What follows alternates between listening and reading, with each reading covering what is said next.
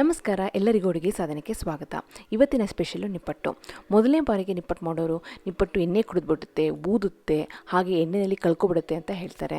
ಅಂಥವ್ರಿಗೆ ಪರ್ಫೆಕ್ಟಾಗಿ ನಿಪ್ಪಟ್ಟು ಮಾಡಬೇಕು ಅಂತಂದರೆ ಏನು ಮಾಡಬೇಕು, ಏನು ಮಾಡಬಾರ್ದು ಅಂತ ತುಂಬ ಟಿಪ್ಸ್ನ ಈ ವಿಡಿಯೋದಲ್ಲಿ ಹೇಳ್ತಾ ಇದ್ದೀನಿ. ಈ ವಿಡಿಯೋ ಶುರು ಮಾಡೋಕ್ಕಿಂತ ಮುಂಚೆ ನೀವು ಅಡುಗೆ ಸಾಧನಕ್ಕೆ ಸಬ್ಸ್ಕ್ರೈಬ್ ಆಗಿಲ್ಲ ಅಂದರೆ ದಯವಿಟ್ಟು ಈಗಲೇ ಸಬ್ಸ್ಕ್ರೈಬ್ ಆಗಿ, ಹಾಗೆ ಪಕ್ಕದಲ್ಲಿರುವ ಬೆಲ್ ಬಟನ್ ಕೂಡ ಟಚ್ ಮಾಡಿ. ನಿಪ್ಪಟ್ಟು ಮಾಡೋದಕ್ಕೆ ನಾನಿಲ್ಲಿ ನೋಡಿ 1 ಲೋಟದಷ್ಟು ಸುಮಾರು 200 ಗ್ರಾಮ್ ಇದೆ ಅಕ್ಕಿ ಹಿಟ್ಟನ್ನು ತೊಗೊಳ್ತಾ ಇದ್ದೀನಿ. ಅಕ್ಕಿ ಹಿಟ್ಟು ಆದಷ್ಟು ನೈಸಾಗಿರಲಿ ತೊಗೋಬೇಕಾದ್ರೆ. ಹಾಗೆಯೇ ಅದೇ ಲೋಟದಲ್ಲಿ 1/4 ಲೋಟದಷ್ಟು ಕಡಲೆ ಹಿಟ್ಟು, ಬಜ್ಜಿ ಎಲ್ಲ ಮಾಡ್ತೀವಲ್ಲ ಆ ಕಡಲೆ ಹಿಟ್ಟು, ಅದನ್ನು ಸಹ ಸೇರಿಸ್ಕೊಳ್ತಾ ಇದ್ದೀನಿ. ಹಾಗೆಯೇ 1/4 ಲೋಟ ಕಡಲೆಕಾಯಿ ಬೀಜನ ಹುರ್ಕೊಂಡು ಸಿಪ್ಪೆ ತೊಗೊಂಡು ಅದನ್ನು ನಾನಿಲ್ಲಿ ಮಿಕ್ಸಿ ಜಾರ್ಗೆ ಹಾಕ್ಕೊಂಡು ತರ್ತರಿಯಾಗಿ ಪುಡಿ ಮಾಡ್ಕೊಳ್ತಾ ಇದ್ದೀನಿ. ನೋಡಿ, ಇದನ್ನು ಮಾತ್ರ ತರ್ತರಿಯಾಗಿ ಮಾಡ್ಕೋಬೇಕು, ತೀರಾ ದಪ್ಪನೂ ಇರಬಾರ್ದು, ತೀರಾ ಸಣ್ಣಕ್ಕೂ ಆಗಬಾರ್ದು. ಈ ರೀತಿ ತರ್ತರಿಯಾಗಿ ನಾವು ಪುಡಿ ಮಾಡ್ಕೋಬೇಕಾಗತ್ತೆ. ಈ ರೀತಿ. ಹಾಗೆಯೇ ಅದೇ ಅಳತೆ 1/4 ಲೋಟದಷ್ಟು ಹುರ್ಗಡ್ಲೆನೂ ಸಹ ನಾನು ತರ್ತರಿಯಾಗಿ ಪುಡಿ ಮಾಡ್ಕೊಳ್ತಾ ಇದ್ದೀನಿ. ಹುರ್ಗಡ್ಲೆ ಬೇಗ ಪುಡಿ ಆಗೋದ್ರಿಂದ ನಾನು ಸಪ್ರೇಟಾಗಿ ಮಾಡ್ತಾಯಿದ್ದೀನಿ. ನೋಡಿ ಈ ಥರ ತರ್ತರಿಯಾಗಿ ಪುಡಿ ಮಾಡಿಕೊಂಡು ರೆಡಿ ಮಾಡಿಟ್ಕೊಳ್ಳಿ. ಇಲ್ಲಿ ನೋಡಿ 5-6 ಮೆಣಸಿನ್ಕಾಯಿನ ನಾನು ಬಿಸಿಲಲ್ಲಿ ಒಣಗಿಸ್ಕೊಂಡಿದ್ದೀನಿ, ಅಥವಾ ಹರಳೆನಲ್ಲಿ ಒಂದು ಸ್ವಲ್ಪ ಡ್ರೈಯಾಗಿ ರೋಸ್ಟ್ ಮಾಡಿಕೊಂಡು ಅದನ್ನು ಸಹ ಮಿಕ್ಸಿ ಜಾರ್ಗೆ ಹಾಕ್ಕೊಂಡು ನಾವು ಈ ಥರ ಪುಡಿ ಮಾಡ್ಕೋಬೇಕಾಗತ್ತೆ. ದಪ್ಪವಾಗಿ ಪುಡಿ ಮಾಡ್ಕೋಬೇಕಾಗುತ್ತೆ. ಇದ್ರ ಬದಲು ಖಾರದ ಪುಡಿನೂ ಹಾಕೋಬೋದು, ಆದರೆ ಈ ಥರ ಕೆಂಪು ಮೆಣಸಿನ್ಕಾಯಿನ ಸಣ್ಣ ದಪ್ಪವಾಗಿ ಪುಡಿ ಮಾಡಿ ಹಾಕ್ಕೊಂಡ್ರೆ ತುಂಬಾ ರುಚಿಯಾಗಿರುತ್ತೆ.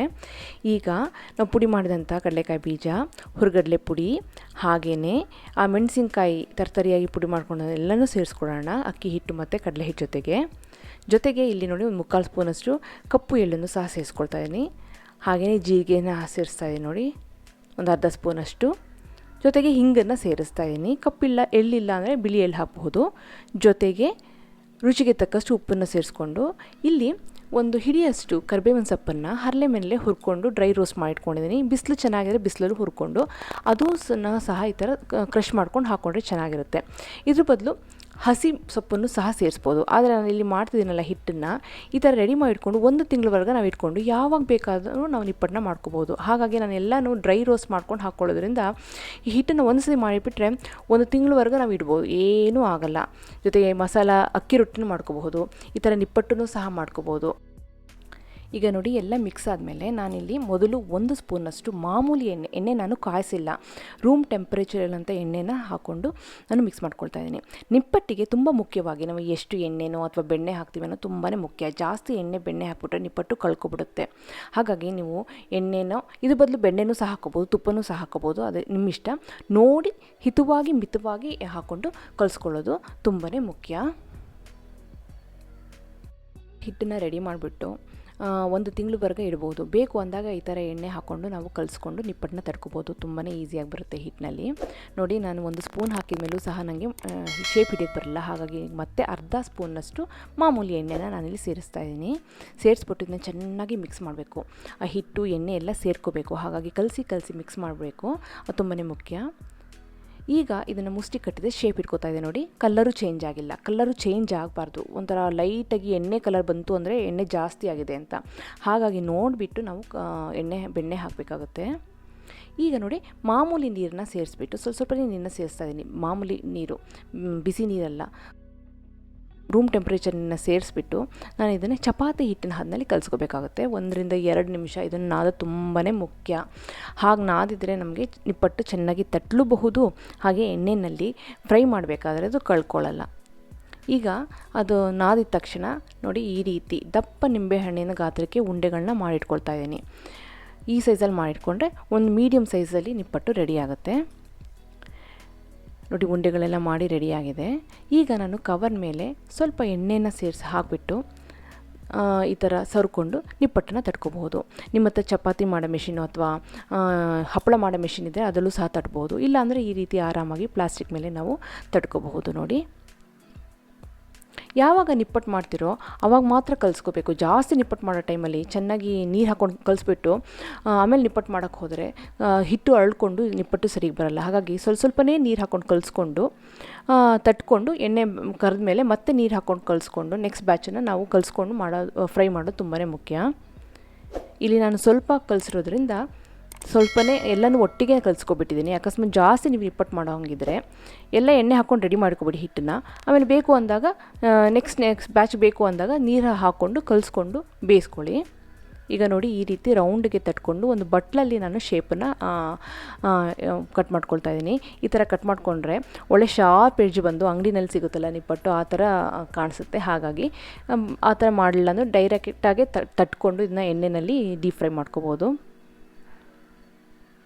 ಮೀಡಿಯಮ್ ತಿಕ್ನೆಸ್ಸಲ್ಲಿ ನಾವು ತಟ್ಕೊಂಡ್ರೆ ಚೆನ್ನಾಗಿರುತ್ತೆ ನಿಪ್ಪಟ್ಟು. ತೀರ ತೆಳ್ಳಗೂ ಇರಬಾರ್ದು, ತೀರ ದಪ್ಪಗೂ ಸಹ ಇರಬಾರ್ದು.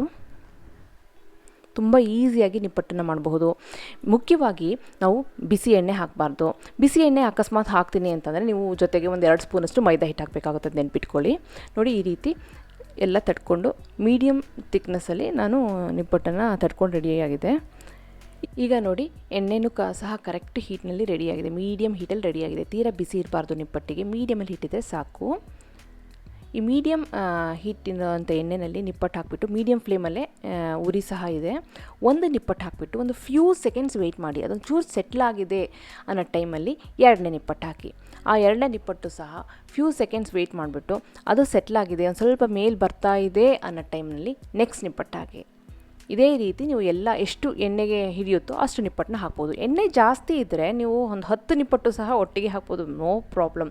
ನಿಪ್ಪಟ್ಟು ಬೇಯಿಸೋದು ತುಂಬಾ ಈಸಿ, ಸ್ವಲ್ಪ ಟೆಕ್ನಿಕ್ನ ಫಾಲೋ ಮಾಡಬೇಕಷ್ಟೇ. ಅಷ್ಟನ್ನು ಫಾಲೋ ಮಾಡಿಬಿಟ್ರೆ ಸೂಪರಾಗಿರೋ ಕ್ರಿಸ್ಪಿಯಾಗಿರೋ ನಿಪ್ಪಟ್ಟು ಈಸಿಯಾಗಿ ಮಾಡಿಬಿಡ್ಬೋದು. ಈಗ ನಾನು ಇಲ್ಲಿ ಸ್ವಲ್ಪ ಎಣ್ಣೆ ಹಾಕಿರೋದ್ರಿಂದ 4ರಿಂದ 5 ನಿಪ್ಪಟ್ಟು ಹಾಕ್ತಾಯಿದ್ದೀನಿ. ಜಾಸ್ತಿ ಎಣ್ಣೆ ಹಾಕ್ಕೊಂಡ್ರೆ ಈಸಿಯಾಗಿ ಒಂದು 10ರಿಂದ 15 ನಿಪ್ಪಟ್ಟು ಒಂದೇ ಬ್ಯಾಚಲ್ಲಿ ಹಾಕ್ಬಿಡ್ಬಹುದು. ಒಂದು ಫ್ಯೂ ಸೆಕೆಂಡ್ಸ್ ಆಗಿದೆ, ಎಲ್ಲ ಸೆಟ್ಲಾಗಿದೆ, ಎಲ್ಲ ಮೇಲೆ ಬಂದಿದೆ, ನಿಪ್ಪಟ್ಟು ಅದಾಗಿ ಮೇಲೆ ಬಂದಿದೆ ಅಂದಾಗ ಒಂದು ಸ್ಪೂನಲ್ಲಿ ಅದನ್ನ ಉಲ್ಟಾ ಹಾಕಿ. ನೀವು ನೋಡ್ತಿರಬಹುದು ನಾನು ಅದನ್ನು ಹೇಗೆ ಉಲ್ಟಾ ಹಾಕ್ತೆ ಅಂತ. ಮಧ್ಯದಲ್ಲಿ ಇದನ್ನು ತಿರುಗಿಸ್ತಾ ಇದ್ದರೆ ಎಲ್ಲ ಕಡೆಯೂ ಒಳ್ಳೆ ಕಲರ್ ಬರುತ್ತೆ. ಮತ್ತು ನೆನ್ಪಿಟ್ಕೊಳ್ಳಿ, ಫ್ಲೇಮ್ ಮಾತ್ರ ಮೀಡಿಯಮಲ್ಲೇ ಇರಬೇಕು. ಅಕಸ್ಮಾತ್ ಹೈ ಫ್ಲೇಮಲ್ಲಿದ್ದರೆ ಬೆಂದ್ಬಿಡುತ್ತೆ, ಒಳ್ಳೆ ಕಲರ್ ಬರುತ್ತೆ, ಒಳಗಡೆ ಸಾಫ್ಟಾಗಿರುತ್ತೆ, ಚೆನ್ನಾಗೇ ಇರಲ್ಲ. ಇಲ್ಲ ಕ್ರಿಸ್ಪಿಯಾಗಿ ನಿಪ್ಪಟ್ಟು ಬರಬೇಕು ಅಂದರೆ ಮೀಡಿಯಮ್ ಫ್ಲೇಮ್ನಲ್ಲೇ ನಾವು ಇದನ್ನ ಬೇಯಿಸ್ಕೋಬೇಕಾಗುತ್ತೆ. ಬೇಗ ಬೆಂದ್ಬಿಡುತ್ತೆ, ಜಾಸ್ತಿ ಹೊತ್ತೇನು ಟೈಮ್ ತೊಗೊಳ್ಳಲ್ಲ. ತೆಳ್ಳಗಿರೋದ್ರಿಂದ ಚಪ್ಪಟ್ಟೆ ಆಗಿರೋದ್ರಿಂದ ಬೇಗ ಸಹ ಬೆಂದ್ಬಿಡುತ್ತೆ. ಇದನ್ನು ಎಲ್ಲ ಕಡೆ ತಿರುಗಿಸ್ಬಿಟ್ಟು ಇದು ಒಂಥರ ಗೋಲ್ಡನ್ ಬ್ರೌನ್ ಬರೋವರೆಗೆ ವೆಯ್ಟ್ ಮಾಡಬೇಕಾಗುತ್ತೆ. ನೋಡಿ ಈಗ ಪರ್ಫೆಕ್ಟಾಗಿ ಒಳ್ಳೆ ಕಲರಲ್ಲಿ ನಿಪ್ಪಟ್ಟು ರೆಡಿಯಾಗಿದೆ. ಇದನ್ನು ಎಣ್ಣೆಯಿಂದ ತೆಗೆದುಬಿಡಿ. ನಾನು ಹೇಳಿರೋ ಟಿಪ್ಸ್ನೆಲ್ಲ ಫಾಲೋ ಮಾಡಿಬಿಟ್ರೆ ಎಣ್ಣೆನೇ ಕುಡಿಯೋಲ್ಲ. ಇದು ನಿಪ್ಪಟ್ಟು ಆದಮೇಲೆ ನೀವೇ ನೋಡ್ಬೋದು ಎಣ್ಣೆಲಿ ಬೇಯಿಸಿರೋದ ಅಥವಾ ಹಾಗೆ ರೋಸ್ಟ್ ಮಾಡಿರೋಣ ಅನ್ನಂಗೆ ಕಾಣುತ್ತೆ. ನೋಡಿ ಸೂಪರ್ ಆಗಿರೋಂಥ ನಿಪ್ಪಟ್ಟು ರೆಡಿಯಾಗಿದೆ. ನಾನು ತೋರಿಸಿರೋಂಥ ಹಿಟ್ಟಿನ ಮೆಜರ್ಮೆಂಟಲ್ಲಿ ಸುಮಾರು ಒಂದು 16ರಿಂದ 17 ನಿಪ್ಪಟ್ಟು ರೆಡಿಯಾಗಿದೆ ಮೀಡಿಯಮ್ ಸೈಜಲ್ಲಿ. ಎಲ್ಲ ಟಿಪ್ಸನ್ನು ಫಾಲೋ ಮಾಡಿ. ಎಣ್ಣೆ ಹೇಗೆ ಹಾಕೋದು, ಹೇಗೆ ಕಲಿಸೋದು, ಇದನ್ನು ಈ ಮೆಜರ್ಮೆಂಟೆಲ್ಲ ತುಂಬಾ ಮುಖ್ಯ. ನಾನಿಲ್ಲಿ ಒಂದು ನಿಪ್ಪಟ್ಟು ತೋರಿಸ್ತಾ ಇದ್ದೀನಿ ನೋಡಿ, ಊದಿಲ್ಲ, ಕ್ರಿಸ್ಪಿ ಆಗಿದೆ, ಎಣ್ಣೆ ಕುಡ್ದಿಲ್ಲ, ಸೂಪರ್ ಆಗಿರೋಂಥ ನಿಪ್ಪಟ್ಟನ್ನು ನಾವು ಅಂಗಡಿ ಟೇಸ್ಟ್ನಲ್ಲಿ ಮನೆಯಲ್ಲಿ ಈಸಿಯಾಗಿ ರೆಡಿ ಮಾಡಿಬಿಡ್ಬೋದು ಈ ಟಿಪ್ಸ್ನೆಲ್ಲ ಫಾಲೋ ಮಾಡಿದರೆ. ನಿಮಗೆ ಈ ರೆಸಿಪಿ ಇಷ್ಟ ಆಗಿದೆ ಅಂತ ಅಂದ್ಕೊಂಡಿದ್ದೀನಿ. ಖಂಡಿತವಾಗ್ಲೂ ನೀವು ಮನೆಯಲ್ಲಿ ಟ್ರೈ ಮಾಡಿ. ಹಾಗೆ ನೀವಿನ್ನೂ ಅಡುಗೆ ಸಾಧನೆಗೆ ಸಬ್ಸ್ಕ್ರೈಬ್ ಆಗಿಲ್ಲ ಅಂದರೆ ದಯವಿಟ್ಟು ಈಗಲೇ ಸಬ್ಸ್ಕ್ರೈಬ್ ಆಗಿ, ಪಕ್ಕದಲ್ಲಿ ಬೆಲ್ ಬಟನ್ ಕೂಡ ಟಚ್ ಮಾಡಿ. ಮತ್ತೊಂದು ಇಂಟ್ರೆಸ್ಟಿಂಗ್ ರೆಸಿಪಿಯೊಂದಿಗೆ ಭೇಟಿ ಆಗ್ತೀನಿ. ಅಲ್ಲಿವರೆಗೆ thank you, bye bye, see you.